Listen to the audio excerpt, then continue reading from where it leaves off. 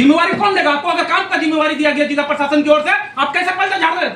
कैसे पल्ला झाड़ रहे कि मेरा कोई जिम्मेवारी नहीं है? मौत हो चुका है किसी व्यक्ति का, आप इस तरह से बात कर रहे हैं? क्या है मतलब? आपका कोई दायित्व नहीं बन रहा है? कंपनी आप ऐसे ही चला रहे हैं क्या? That is a property of government, not individual one. So you have to implement the norms of government. अगर कोई मनरेगा का भी एम्प्लॉय अगर दुर्घटना में मर जाता है ना, उसका भी एक मुआवजा का प्रावधान है। आपका क्या प्रावधान है? सेफ्टी का क्या प्रावधान था? मजदूर वहां पे ऐसे ही झोंक दीजिएगा आप? बिना सेफ्टी का कैसे चला गया वहां पे? वहां घेराव तक नहीं किया गया है, कोई भी आम पब्लिक वहां चला जा रहा है। उस एरिया को आप घेराव किए? आपके जिम्मेवारी में, आपके अधिकार क्षेत्र में था तो आप क्यों नहीं उस एरिया को घेराव किए? आपको जिम्मेवारी दिया गया ना सर, आपको जिम्मेवारी थी।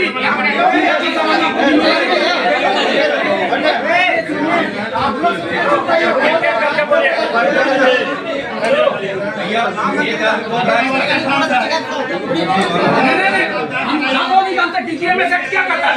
डीजीएमएस एक्ट क्या करता है? Director general of mines act क्या करता है? 1975 वो क्या कहता है? आप वहाँ पे एक माइंस चल रहा है, नहीं सर मैं सुन रहा हूँ आपकी बातों को, लेकिन आप लोग बात को सिर्फ घुमा रहे हैं, फिरा रहे हैं। आप जिम्मेवार लेने को तैयार नहीं है, जिला प्रशासन जिम्मेवार लेने को तैयार नहीं है। तो आदमी कैसे गया वहाँ पे? वो अपने काम के लिए तो नहीं गया था। मैं नहीं था तो यहाँ कैसे बुलाया दिया? नहीं वो अपना क्यों बुलाया आप यहाँ पर? आप रिस्पॉन्स वाला व्यक्ति है, उसके बाद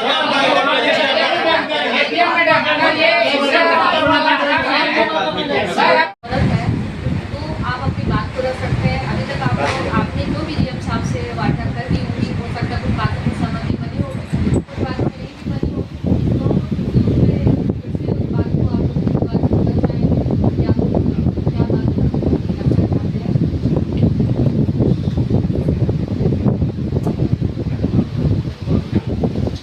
सबसे पहले क्या है कि करीब 2 महीना पहले आग लगा था, इंफॉर्मेशन दिया गया। उसके बाद फिर कुछ गाइडलाइन निकाला इन्होंने कि उस पर छाई डंप करा जाएगा, पानी डाल के उसको बंद कराया जाएगा, इस तरीके से गाइडलाइन निकाले। लेकिन 2 महीना तक कोई सिचुएशन नहीं सुधरा।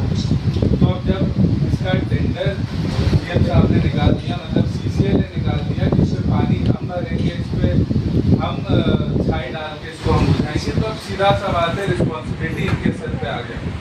अभी क्या है कि सीसीएल का कहना है कि यह फॉरेस्ट का लैंड था, हम इस लैंड पे हुई हुई घटना का जिम्मेवार नहीं है। हम प्रशासन के द्वारा मुझे बोला गया जो भी जिम्मेदारी था हम इसको पूरा कर रहे थे। लेकिन आज जब बात आता है तो सीसीएल बोल रहा है कि प्रशासन करेगा, और प्रशासन एक अपना जो उनका जो डीएम है गाइडलाइन है उसी पे बोलता है कि हम इस पर मुआवजा देंगे। आखिर ये परिवार क्या करेगा?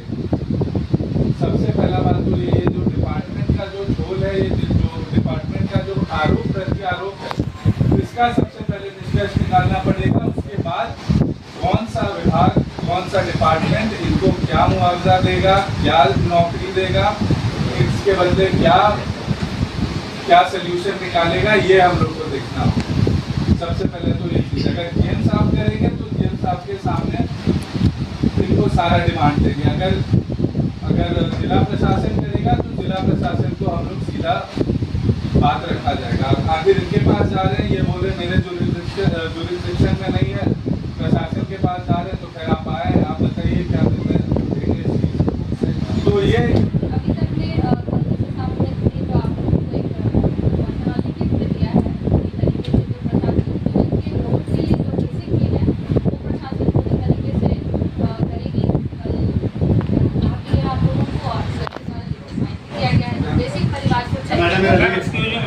बेसिक चीज है, बेसिक चीज की बात करें। हाँ, उसके बाद जो मुआवजा की बात जैसे पूरी है उस बारे में हम लोग बात करेंगे, है ना? हाँ, उस बारे में करेंगे। ये तो एक देश की जरूरी है, छोटे बच्चे हैं, परिवार है, उनको उठाने के लिए बेसिक जरूरी है, रथ जरूरी है, का क्लास, ये सब तो है जो हम लोग बेसिक चीजें बोला हुआ है। जहाँ तक मुआवजा की बात है, इस बारे में हम डीएम साहब से पूछना चाहेंगे और कैसे अपनी बातों को रख रही है, क्या प्रावधान है या फिर कैसे वो करेंगे। मैम अभी जो जैसा कि जिम्मेवारी प्रबंधन लिया था आग बुझाने का, तो किन प्रावधानों के आधार पे ये जिम्मेवारी लिए आग बुझाना था? क्या जो आदमी मजदूर काम कर रहा था वो फायर सेफ्टी ऑफिसर था क्या, या फिर वो ट्रेंड पर्सन था, या फिर कोई सेफ्टी सुपरवाइजर का कंट्रोल में काम हो रहा है। इन सुरक्षा प्रावधानों को क्यों नहीं ध्यान में रख के काम किया गया? ऐसा दुर्घटना घट सकता था, ऐसा संभावना व्यक्त किया जा सकता था, तो वहाँ पे सेफ्टी सुपरवाइजर का होना अत्यंत आवश्यक था। ये चीज़ का तो पूरा चूक है सुरक्षा के नाम पर। उसके बाद अगर कोई भी लेबर, आप जिनको भी टेंडर दिए होंगे, उस लेबर का एक टेन्योर होता है, एक प्रावधान होता है कोई भी एम्प्लॉय का रखने का, उसका एक स्कीम होता है ESIC, आप लोग भी जानते होंगे, एम्प्लॉय स्टेट इंश्योरेंस कॉर्पोरेशन। अगर किसी कारणवश काम के दौरान में दुर्घटना घट जाता है, उसकी मृत्यु हो जाती है, तो उस आधार पर कंपनसेट किया जाता है उसको, या उसके जो भी परिजन है आजीवन उनके फैमिली को उसका जो सैलरी है उसका 90% पेंशन के तौर पे दिया जाता है। और एक चीज, अभी मेरे ख्याल से जो मजदूर होंगे उनका उम्र बहुत ज्यादा नहीं होगा, 30 या 30 साल होगा, कुछ नहीं। हम मानते हैं कि एक सिंपल मजदूर था, अभी डेली वेजेस क्या है, मिनिमम 524 रुपया जो झारखंड गवर्नमेंट का है, आप उस आधार पे कैलकुलेट कर लीजिए, ठीक है। जो हम लोग कंपनसेशन राशि को तय कर रहे हैं उस आधार पे कंपनसेट कीजिए उनको। आखिर आप लेबर को रखे तो इन प्रावधानों पे रखें, आप ऐसे ही झोंक दीजिएगा उसको आग में, उसका कोई नहीं है, कोई माँ बाप नहीं है।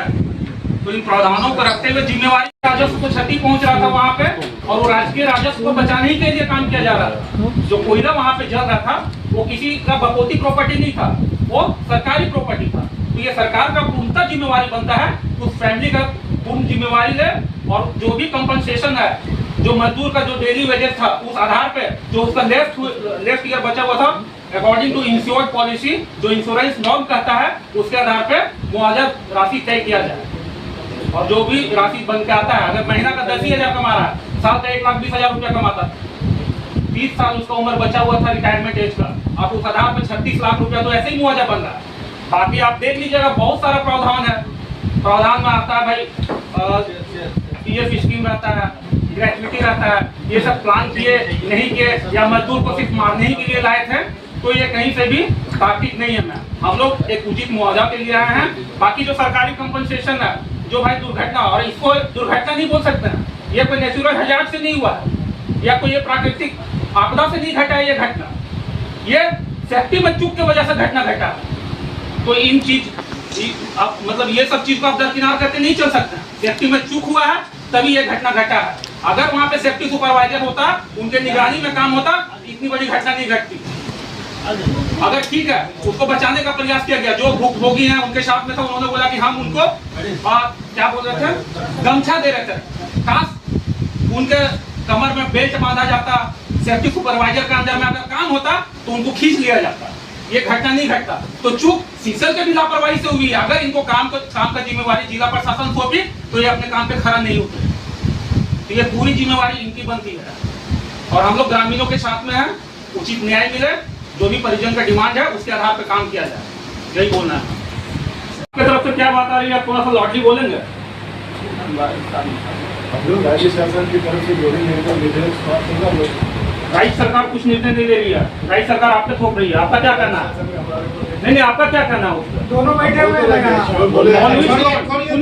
काम वहाँ पे आप करवा रहे थे, आपकी जिम्मेवारी में हो रहा है, आप किसी को मरने के लिए वहाँ भेजे हैं क्या? सुनिए, एक मिनट मेरी बात सुनिए। कल जब रेस्क्यू करना था, जब तक रेस्क्यू एक्सपर्ट लोग नहीं पहुंचा, तब तक आप रेस्क्यू ऑपरेशन तक नहीं चलाए। जब वो आग बुझाने का काम जब किया जा रहा था, तो विदाउट सेफ्टी आप वहाँ कैसे काम कर रहे थे? बिना सेफ्टी सुपरवाइजर का कैसे काम हो रहा था? जब बुझाने की बारी आई, आपको एक्सपर्ट की याद आता है, जब बचाने की बारी आई उस समय एक्सपर्ट कहाँ था? चालू नहीं था सर। हम वहाँ पे हैं, हम वहीं पे हैं, हम वहीं पे हैं। अगर रेस्क्यू ऑपरेशन चला होता, इमीडिएट इफेक्ट अगर रेस्क्यू ऑपरेशन चला होता, अभी तक डेड बॉडी रिकवर हो जाता, ठीक है। हम जब बात किए थे उस समय तक तो कोई नहीं आए थे, बोले बुला रहे हैं। हम लोग जैसे भी जिसको ट्राई किए, सारे लोग जो है आपका 5-6 घंटा बात करने पर एक जगह सब कौन सदस्य आ रहा था? नहीं आ रहा था कोई पैसा देने पे नहीं आ रहा था। क्या करेंगे? पैसा देने पे ये कोई बात हुआ आपका?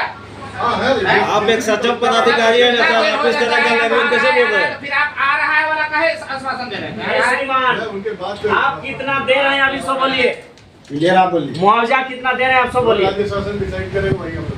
वो डिसाइड तो क्या है? आपका 24 आवर्स किसी के जान का कीमत है या नहीं, सो बताइए। आप अभी क्लियर करिए। हमने बोल कौन करेगा क्लियर? हम लोग बोले, हम लोग को जो निर्देश है वही हम लोग। चलिए, जिला प्रशासन पर आप छोड़ रहे हैं तो जिला प्रशासन महोदया से मेरा रिक्वेस्ट। जो कल जो पिटीशन दिए हैं डीसी का ऑलरेडी सर का साइन है, हम लोग उनके बिहाफ में आएंगे, उनकी सिग्नेचर के सामने तो हम लोग कुछ नहीं।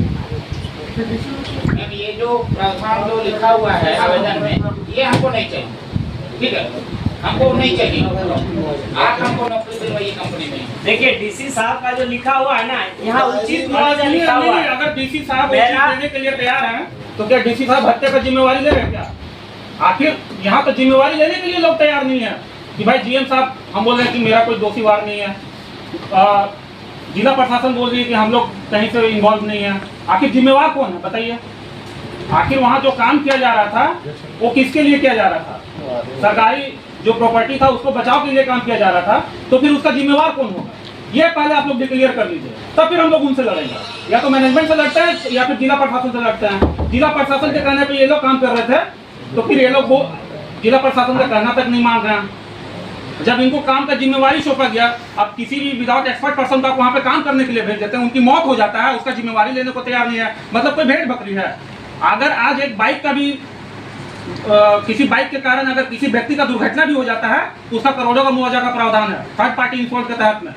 40,000 50,000 का बाइक है, अगर उसका उस बाइक से ठोक देता है ना मैम, तो उसको उस मुआवजा का प्रावधान है जो इंश्योरेंस पॉलिसी है उसके तहत में। अब जब वहाँ पे इतना बड़ा आग लगा हुआ है, बिना सेफ्टी का चूक के वजह से वहाँ पे दुर्घटना घट गया, आदमी मर गया, उसके बाद आप लोग जिम्मेवारी लेने के लिए तैयार नहीं है। क्या कहता है फायर सेफ्टी एक्ट 1948? आप बता दीजिए हमको, सेक्शन 38 में क्या प्रावधान है आग बुझाने का? आपको पता है? आप ऐसे कैसे आग बुझवा दे रहे हैं बिना एक्सपर्ट का? आप जिम्मेवारी नहीं दे रहे?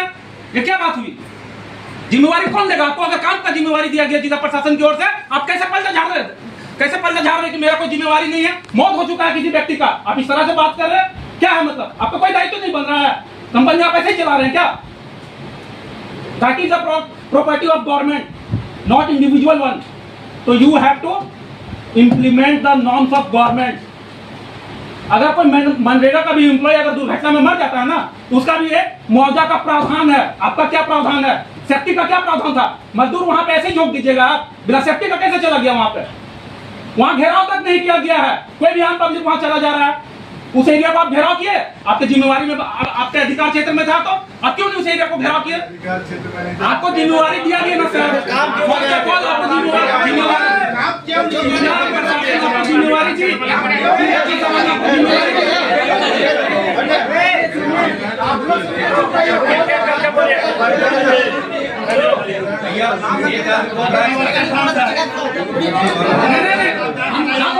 डीजीएमएस एक्ट क्या करता है? डीजीएमएस एक्ट क्या करता है?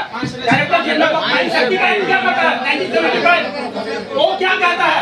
आप वहाँ पे एक माइन चल रहा है, नहीं सर मैं सुन रहा हूँ आपकी बातों को, लेकिन आप लोग बात को सिर्फ घुमा रहे हैं फिरा रहे हैं। आप जिम्मेवार लेने को तैयार नहीं है, जिला प्रशासन जिम्मेवार लेने को तैयार नहीं है। तो आदमी कैसे गया वहाँ पे? वो अपने काम के लिए तो नहीं गया था। मैंने था तो यहाँ कैसे बुलाए थे आप? नहीं वो अपना क्यों बुलाए आप यहाँ पर? आप लोग आप रिस्पॉन्सिबल व्यक्ति है, उसके बाद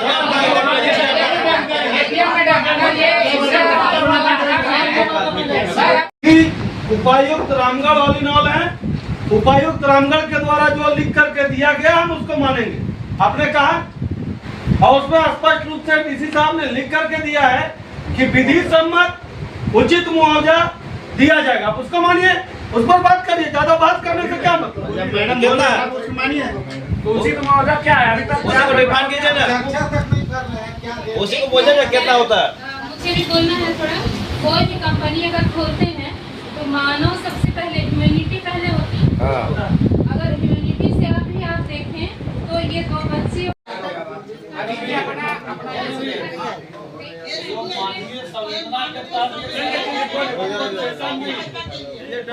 कंपनसेशन पे भी बात कर लिया जाता है। बाद में ये होता नहीं है, जनरली यही होते आया है। हम लोग कभी भी कुछ भी किए हैं